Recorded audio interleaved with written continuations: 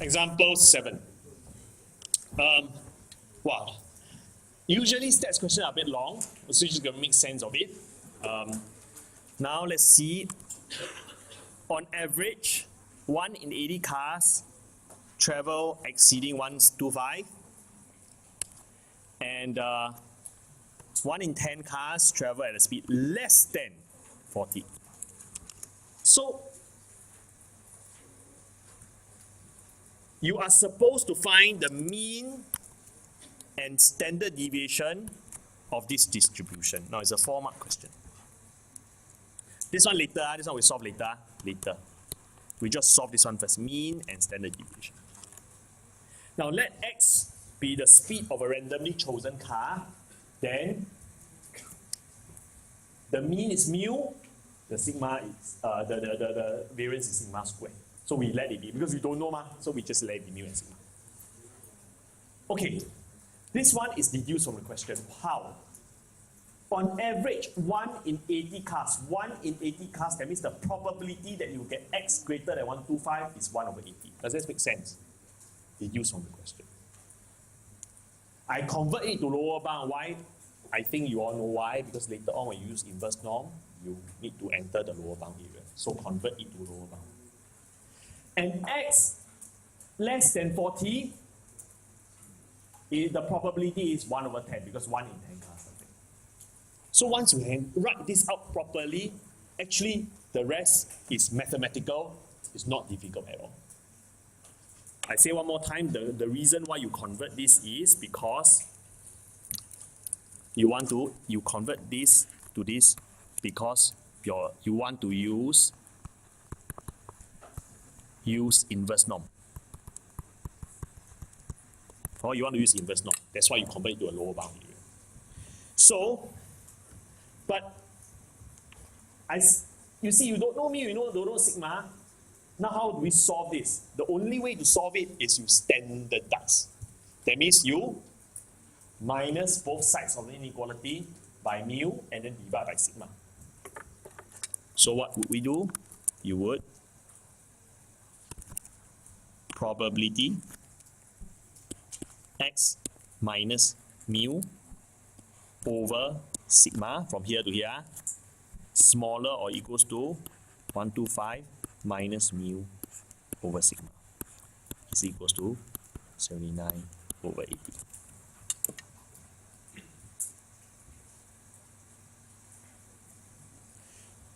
So this again is z. Z is smaller than this. Look at this. Then use inverse norm. I don't want to go through. Use inverse norm. This is from GC. This is from GC. This is from GC.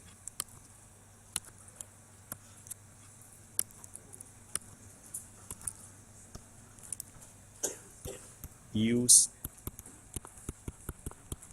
inverse norm. Then you get one equation. And I don't think it's difficult now to see the other side. Now you got this. Do exactly the same. You use GC, you got another equation. Does this make sense? Oh, so you got two equations, two unknowns. You just solve by GC, by GC. Okay, then you get answer, right? You want to quickly do?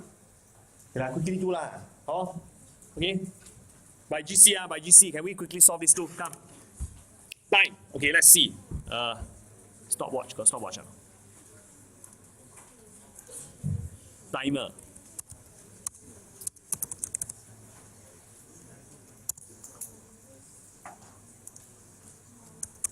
Two minutes. Get answer. Quick. All right, 2 minutes. Should be able to get answer. Find the value of mu. Find the value of sigma.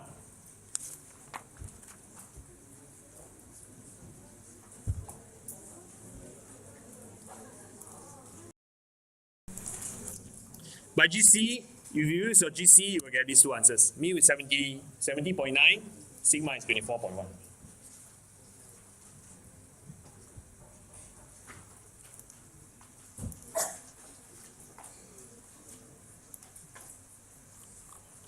Let's solve the second part of the problem.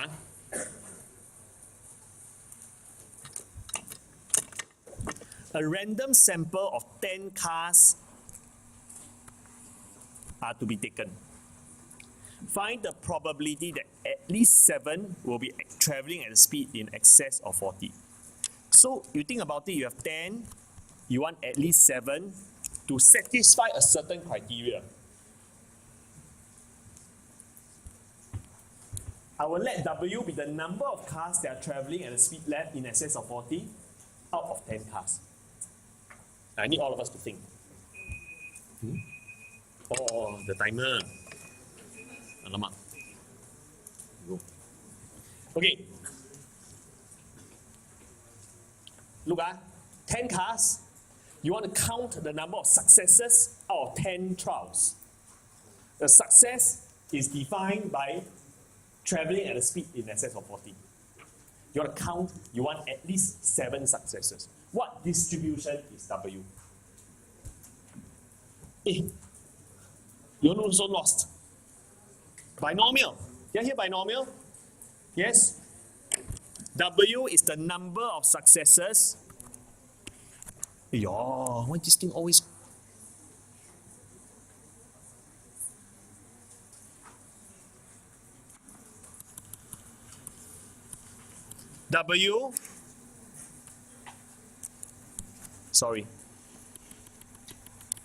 W is the number of cars out of 10 cars. So W is the number of successes out of 10 trials.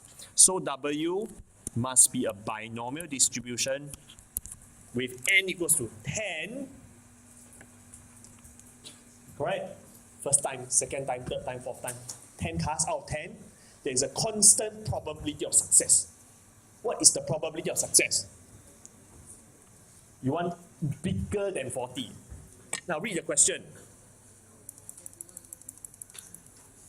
1 in 10 cars travel less than 40. So 9 in 10 cars travel more than 40. Done. So therefore 0.9. Got it? Yes? 0.9. So by GC, you should be able to get, look up, this one, GC cannot obtain directly. I don't know whether you have done binomial tutorial. Normal distribution, no problem, you can just upper bound. Normal distribution you can find directly, but binomial, no choice, you have to convert to a lower bound. Okay, yes? So you have no choice but to convert this to 1 minus probability W less than equal to 6. A bit of recap of the binomial again. 10. Then by GC blah blah blah blah blah, you get the answer.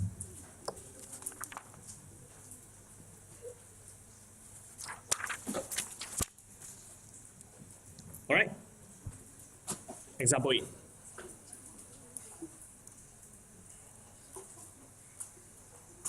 Wow, this one. This one need to copy or not? Oh, got need to copy. Luckily, if I don't need to copy, I'll sure fall asleep. Okay, come, let's do this. In one of the exams, Kelly scored 73% in history, but the mean is 68%. And then, in math, she scored 66, while the mean is 62. Sorry, and the standard deviation is 6.8. This one, standard deviation is 10.2. Wow, then you think, hey, how do we do this? Assuming the scores are normally distributed, you compare. Actually, this is what you always do. You always say, hey, what is my percentile? What's my percentile, right? Exactly what we are doing here. This is exactly the same. It's just that when you say percentile, we only take absolute position. We don't care about standard deviation. Now we add in a component of standard deviation here. Got it? Yes? So, you want to determine which subject Kelly performed better compared to the rest of the class by comparing the probabilities. Now, let's take a look here. I don't think it's difficult to understand. Why my pointer so fast? Nobody. Mean is 68 for history, Mean is 62 for math. So this is math is 62. All right. And your standard deviation is smaller, that's why it's a bigger peak. And history has a flatter curve, and your mean is a bit higher. What happened for Kelly? Kelly scored 73 for history. This is history. This is history. This is history. And then this is math. Yeah, wrong color. Wait. This is history. And then blue color is math. You actually want to find out where is she 73 vis-a-vis the rest of the population with respect to the red curve, and where is 66 with respect to the blue curve. Got it? So you calculate probability, which is not difficult. Correct? So you find probability H less than 73. It means what's the probability that this proportion of people actually scored less than 73. So Kelly performed better than approximately 68.8%. Make sense? Yes? This is what you mean by percentile sometimes. But when we calculate percentile, it's a bit different. Because when we calculate percentile for your own score, we just talk about relative position. We never care about standard deviation. You don't know how we calculate percentile or not? You don't know, right? In your score for your CT1, you don't know, no? Don't know. Ayo. Your percentile, we really never use a standard deviation. Let's say example, math. There are 700 students. Let's say your score is, I don't know, 60. Actually, we never really bother about your score. To calculate your percentile, we say your 60 is maybe 89 out of 700. You are 89 position. We only care about the position. That means we line all of your score up. Now you are number 89. So just take divide. Right? Divide and then 1 minus. Then you get percentile.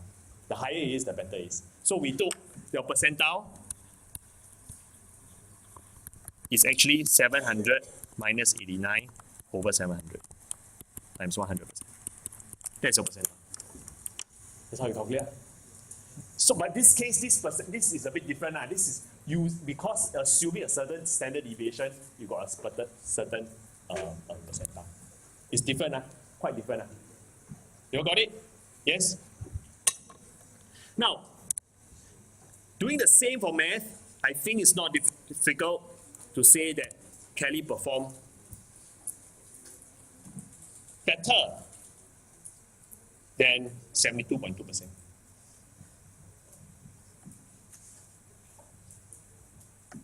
So if you see this, even though her absolute score for math is 66, which is lower than history, her percentile is actually higher. She performed relatively better than the rest of the cohort. So she performed better in mathematics compared to history. Because the percentile ranking is obviously higher.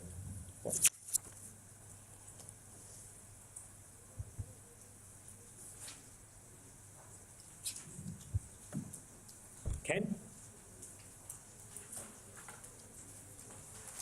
Actually, the other way to see it is this. Can we standardize the score? Oh, this one takes, give me, what time do we, how much time? 2 minutes, 2 minutes. Okay, I'll explain this 2 minutes and I will let you go. You think about it. Let's go back to the curve again. Let's see. Now let's take a look. This curve can be standardized.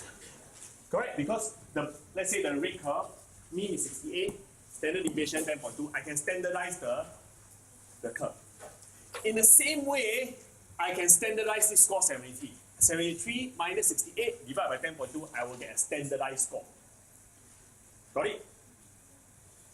This 66, I can also get a standardized score. After I obtain a standardized score, this will be referenced against a standard normal Z. Now, if you will realize that if you get a standardized score, you look at the notes and you look at the numbers, the standardized score for history is 0.490. This is history. The standardized score for math is 0.588. Then I think it's fair to say that, oh, that up there, sorry. What is panic? I cannot see my diagram. This history, you can hear, math is here because in reference to the standard normal. I think it's safe to say that she scored better in math because it's further away from the mean. Does it make sense? After you standardize. So, I think it's not difficult to say this. You standardize the score. Since 0.58 is larger than 0.490, Kelly performed better in math compared to history. Okay, excellent. You've been fantastic. We stopped at example 8. We will carry on with the next part on Thursday. Thank you.